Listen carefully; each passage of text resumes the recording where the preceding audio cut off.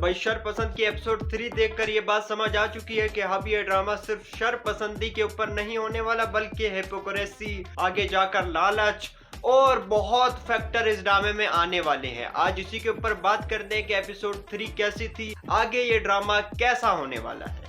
Let's get start. Overall episode थोड़ा सा week लगी, मतलब एपिसोड 1 और 2 में फुल शरपसंदी थी, मतलब फरासत भाई को देखकर आपको डर लगता था, लेकिन एपिसोड 3 उस लिहाज से थोड़ा सा कम थी, लेकिन एपिसोड 3 में बिल्डअप था। आपको अगली स्टोरी के लिए प्रिपेयर किया जा रहा है कि भाई आगे क्या होने वाला है इस ड्रामे के अंदर। तो सबसे पहले तो शाज़मीम के ऊपर जो इल्जाम लगाया था फरासत भाई ने वो सच नजर आ रहा है। मोहल्ले वालों को, सारे मोहल्ले वाले बातें कर रहे हैं आपस में। अब तो भाई गाड़ी में बंदे भी आ रहे हैं शमीम के पास, उनको नहीं पता कि भाई ये मंगेतर है, ये ऑफिस वाला कुलीग है या फिर क्या है, उन्हें कोई फर्क नहीं पड़ता। उन्हें बस नजर आ रहा है कि घर के बाहर गाड़ी खड़ी हुई है, असल में तो वो उसका मंगेतर है। उसको आप शॉपिंग करवा रहे हैं कि भाई हम दोनों की शादी होने वाली है, निकाह होने वाला है उसके लिए। लेकिन मोहल्ले में जो शरपसंदी फैलाई है फरासत भाई ने, उसको देखकर आगे की कहानी एक अलग मोड़ पर नजर आ रही है भाई। दूसरा बिल्डअप पॉइंट है फरासत भाई की शरपसंदी के मुखालिफ,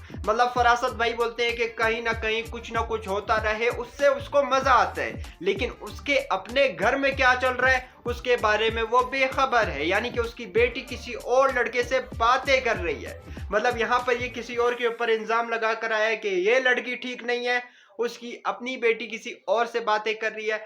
अब यहाँ पर अलग ही हिपोक्रेसी हो रही है कि भाई आप अपनी घर में, आपको नहीं पता कि घर में क्या चल रहा है, आप पूरे मोहल्ले के ऊपर बातें कर रहे हो। तीसरा बिल्डअप पॉइंट हमें देखने को मिलता है फरासत भाई की लालच, जहां पर उसके साथ एक बंदा बैठा होता है और वो बोलता है मैंने इस जगह पे घर देखा है, आपसे मशवरा लेने आया हूं कि यहाँ पर मैं अपनी जमीन पर घर बनाऊं या नहीं बनाऊं, आप क्या बोलते हो। फरासत भाई बोलते हैं कि भाई ये जो तुम घर देख कर आए हो, जगह देख कर आए हो, जमीन देख कर आए हो, इसको बनने में अभी 8-10 साल लगेंगे, इससे अच्छा है आप इस जगह पे घर लो, वो आपको हर चीज देंगे, मतलब वहां पर स्कूल, कॉलेज, हॉस्पिटल, हर चीज है, आपको किसी चीज की टेंशन नहीं होगी, आबादी भी पहले से है। हाँ ये बात है कि भाई जगह कम होगी, ये वो, यानी कि उनको अपनी कमीशन का लालच है और लोगों को उसको कोई परवाह नहीं है कि लोग किस तरीके से सरवाइव करेंगे, क्या होगा, उन्हें कुछ फर्क नहीं पड़ता। उनको अपनी लालच से फर्क पड़ता है कि भाई मुझे मेरा पैसा मिले,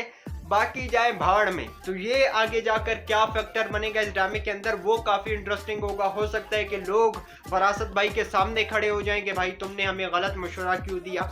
मशवरे के ऊपर तो नहीं बात करेंगे, लेकिन भाई तुम एजेंट थे और तुमने हमें फंसाया है, इस टाइप से कुछ होने वाला है भाई। चौथा बिल्डअप पॉइंट बहुत कमाल का है, जहां पर फिदा फरासत भाई की चालाकियों में, मैनिपुलेशन में, शरपसंदी में आने लगा है। मतलब उनको फरासत भाई की बातों में थोड़ा सा हाँ कि यार ये बंदा सच बोल रहा है, इस टाइप से लगने लगा है। लेकिन सनम जो है वो काफी कमाल बंदी है, उन्हें पता है कि भाई ये फरासत भाई ठीक नहीं है, और वो ये भी बोलती है कि अगर मैं किसी दिन लेट आऊं घर तो तुम्हारा भी वही अल्फाज होंगे जो तुम अब बोल रहे हो कि भाई शमीम इस टाइप की लड़की है, रात को देर से आती है, ये वो, तो मेरे ऊपर भी तुम्हारे यही अल्फाज होंगे। तो वो बोलते हैं नहीं तुम तो मेरी जान हो, ये वो।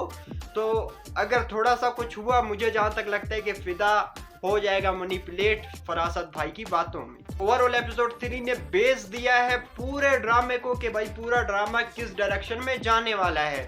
मतलब उसका शरपसंदी, उसके घर के अंदर उसकी बेटी, और उसके बाद फिदा, सनम, और उसके बाद शमीम, ये पूरा बेस दिया है एपिसोड 3 ने। अब देखेंगे कि आगे इस ड्रामे का क्या होगा। तुम्हें क्या लगता है, तुम्हारे क्या थॉट्स हैं एपिसोड 3 के बारे में, कमेंट में बताओ, मुझे पढ़कर मजा आएगा।